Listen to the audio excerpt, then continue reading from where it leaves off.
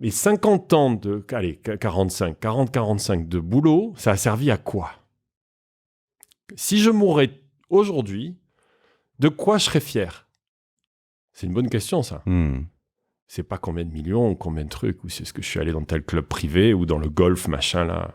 Non, ou le yacht, s'en fout. C'est qu'est-ce que t'as fait dont t'es fier, vraiment? Une belle teuf au Nikki Beach, quand même. Qui a aidé la planète. Je déteste ça. Ça n'existe plus même pas, je pense, j'en sais rien. Je déteste ça. Mais, donc, de quoi t'es fier, en fait? Et je me suis dit, en fait, finalement, le seul truc... Non, pas... celui dont je suis vraiment fier, c'est le web, ma conférence. Pourquoi? Parce que le web, pendant 12 ans de suite, ou 13 ans, on a contribué à inspirer des générations d'entrepreneurs à qui on a dit tu peux créer ta boîte. C'est facile, tu peux le faire. Tout le monde peut le faire, en fait. Et j'arrête pas, moi, de croiser aujourd'hui des gens qui me disent merci parce que j'ai vu le Jacques Dorsey de Twitter et machin de Uber et ça m'a inspiré. Du coup, j'ai créé ma start-up. Merci.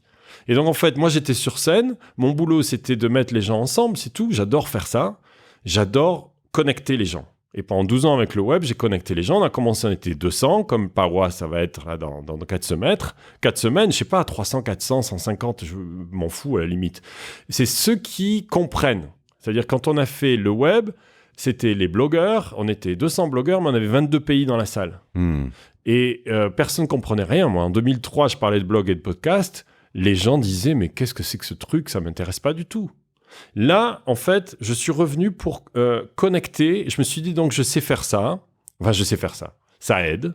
Le web, c'est difficile de ne pas dire que le web a contribué à inspirer des centaines d'entrepreneurs, à créer des choses, à comprendre qu'on est dans un monde complètement connecté. Je suis toi et tu es moi parce qu'on avait 90 pays dans la salle. Pourquoi c'est tout en anglais? Parce que on est un seul peuple. Et peu importe la couleur de peau, peu importe le passeport, peu importe la nationalité. Donc ça commence comme ça en fait. We are one. Et ça, quand tu fais ce travail spirituel, c'est assez difficile de ne pas le voir. C'est ce que tu vois tout de suite en fait. Même one avec les animaux, avec les arbres. Et donc je me suis dit, bon, si ça je l'ai fait plutôt pas mal, je reviens, je vais faire la même chose avec ce que j'ai appris, essayer de transmettre ce que j'ai appris en 6 ans de boulot spirituel et le reconnecter. Je vais faire quelque chose que j'ai pas trouvé, en fait, sinon ça sert à rien de faire ce qui est déjà fait. Si je fais le énième retreat center qui amène des gens dans la forêt ou des gens faire des vision quests, il y en a plein, ils n'ont pas besoin de moi. Je le fais parce que ça me fait plaisir. Et j'amène des gens, c'est sympa. Mais c'est pas ça. Ce que j'essaie de faire, c'est de connecter le business et les entrepreneurs. C'est ça, Pawa. Pawa, c'est les entrepreneurs, le business et le monde conscient. Donc, je vais avoir sur scène des patrons de boîtes qui valent 5 milliards ou des créateurs, comme Yatsu qui a créé Animoca, qui est un des leaders du metaverse et de la crypto. Oui. Et je vais avoir un des plus grands chamans, comme vous dites, nous on ne dit pas ça, mais grands maîtres de la forêt amazonienne, et je vais les avoir sur scène en même temps. C'est ça la vision. Ou un maître de méditation. On va en avoir d'autres. Je cherche un bouddhiste. Si quelqu'un écoute ça, je cherche un Rinpoche ou un lama bouddhiste, une sommité bouddhiste. Je n'ai pas encore trouvé pour l'instant. Mathieu Ricard, non? Et oui, il faut que je bosse. Et si je faisais pas de podcast. Et tu vois, j'ai Romain, là, un français, voilà. Et après, j'ai des histoires d'entrepreneurs. Donc, Pawa va mettre en avant des histoires d'entrepreneurs qui ont eu cette certains disent awakening, cet éveil de conscience en fait. Sébastien Borget, le fondateur de Sandbox. Oui, parce que là, ça c'est le deuxième monde, le monde virtuel, à nouveau, le monde matériel, le monde digital, et donc le metaverse, tout ça, les cryptos, et le monde spirituel, les trois ensemble. Pourquoi ? Parce que si tu fais le travail personnel que j'ai un peu fait pendant des années, que tu deviens plus conscient, tu es obligé de changer ton business. Tu peux pas faire de la pub pour un truc qui bousille la planète. C'est pas possible. Tu peux pas mettre dans ton corps des choses quand tu sais sont mauvaises pour ton corps. Tu ne peux pas continuer à acheter 50 trucs sur Amazon tous les jours, sachant que une des plus grosses sources de pollution dans le monde, évidemment, c'est le plastique de tous ces trucs-là, mais c'est aussi le cargo qui les balade. Tu peux plus faire ça, en fait. Plus tu es conscient, plus tu dois changer ce que tu fais, ce que tu manges, ce que tu bois, et ensuite tu dois changer ton propre business. Et donc, pourquoi le business ? Parce que les grandes entreprises aussi, même chose, doivent modifier, sinon on va tous mourir. C'est l'espèce humaine qui est en jeu. C'est ça dont on parle. Moi, je vais avoir un enfant là dans un mois, mais j'en ai aussi 2 dans 2 mois. Mais j'en ai aussi 3, entre 20 et 27 ans, 21.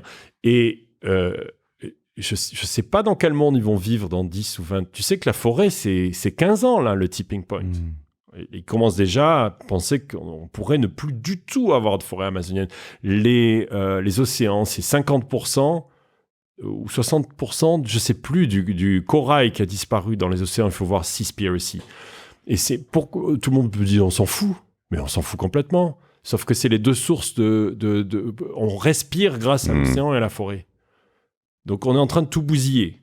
Alors pourquoi je fais ça ? Je fais ça parce qu'il y a plein il y a plein de conférences sur l'environnement. C'est pas une conférence sur l'environnement. C'est une conférence pour les entrepreneurs, pour comprendre comment, à titre individuel, ils peuvent être beaucoup plus équilibrés grâce à ces outils-là, sans partir 6 ans dans la forêt.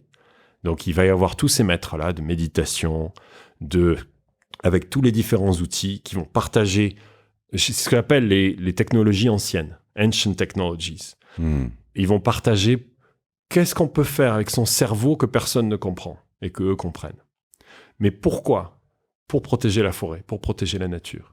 Et ensuite, les entrepreneurs peuvent modifier la manière dont ils travaillent, la manière dont ils créent leur entreprise. Je vais mettre le plus d'entreprises sur scène. Donc, juste d'avoir là, j'ai une centaine de speakers qui veulent parler d'entreprises conscientes, d'entrepreneurs conscients, d'entreprises conscientes, c'est-à-dire qui font des choses qui aident le monde d'une certaine manière. Soit vous êtes vous, soit aide le monde. Et je vais avoir des panels d'investisseurs. C'est un peu le web, si tu veux. C'est le web conscient. Je vais avoir des panels d'investisseurs. Est-ce que tu savais que les applications de méditation, genre Headspace, 4 milliards de dollars ? Ah oui, mais c'est de la folie. Une rétention de fou. En fait, les gens découvrent... C'est là où la technologie peut de temps en temps être... Enfin, moi, c'est la technologie qui m'a fait découvrir la méditation, clairement. C'est ça. Et donc, j'avais un des VC, David Langer, là, qui va venir. Il dit que c'est déjà un marché de 400 milliards de dollars. Faut que tu fasses venir les fondateurs de Petit Bambou aussi. Oui, mais tu me les présentes ? Ouais, avec plaisir. Je les connais pas, j'ai entendu parler, j'adorerais. Mais en fait, donc, si tu veux, pour résumer, je mets des grands succès, j'invite des grands succès entrepreneurs ou grandes entreprises, pourquoi pas, bien sûr. Je montre des choses incroyables. Qu'est-ce qu'ils font pour la planète, pour les gens ou pour le monde digital ? Je les mélange. Donc, j'ai des grands maîtres comme Nishiwaka, qui est un des plus grands pagés de la forêt, avec les pagés du monde moderne, en fait, les maîtres d'ici, ceux qui savent faire des boîtes comme Yatsu, et des entrepreneurs stories, des gens qui font des choses extraordinaires à toutes les tailles. Mamadou, donc c'est un entrepreneur, lui, il était... Je suis sur le site, donc on le commande, le site de pawa.life, ouais, donc c'est pour ça. Je précise à nos auditeurs, parce qu'ils ne voient pas ce que... Ils ne voient pas ce qu'on fait. Ouais. Oui, c'est ça, tu me montres mon site. Ouais. Mais des entrepreneurs qui étaient lui, il était banquier. D'un côté, tu me parlais de religion. Lui, il a son parcours spirituel. Il me disait, j'étais deux personnes, en fait. D'un côté, j'étais ce mec-là spirituel, et de l'autre, j'étais banquier. Et je me levais tous les matins en me disant, mais comment je peux faire ce que je fais ? Ça me plaît pas ce que je fais. Et donc, il a maintenant fait un conscious business, et il essaie d'utiliser le Web 3 pour changer la manière dont les ressources de la planète sont extraites, en commençant par l'or. Bon, il va expliquer ça prendra du temps. Mais ce que j'essaie de faire, c'est ça. En fait, ces trois espaces-là, le matériel, le digital et le conscious, plutôt que spirituel, on va dire, le monde conscious, ensemble. Et on va mettre en avant des entrepreneurs qui font des choses bien pour le monde.